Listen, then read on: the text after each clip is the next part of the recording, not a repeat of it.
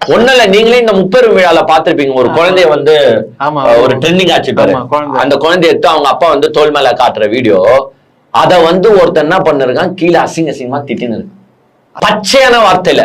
இவனுங்கெல்லாம் வந்து இது சோறு தான் சாப்பிடுவானுங்களா அது தெரியல, டவுட்டா இருக்கு எனக்கு. இந்த டிவிகே கட்சிக்காரனுங்க சோறு தான் சாப்பிடுறானுங்களா இல்ல வேற எதுனா சாப்பிடுறானுங்களான்னு எனக்கு தெரியல. விஜய பிடிச்சவனுங்கப்பா, விஜய பிடிச்சவனுங்க எல்லாம் அப்படி சொல்லு. ஒரு குழந்தைய போய் இந்த அசிங்கமான வார்த்தையில திட்டுறியே, இது நியாயமா?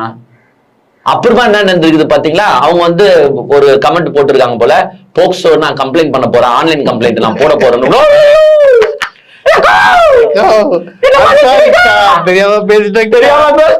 லட்சியமே நான் போலீஸ் ஆகணும், டிவிக்கு ஆட்சி வரும்போது நான் போலீஸ்ல இருக்கணும், என்ன விட்டுருக்கா மன்னிச்சு.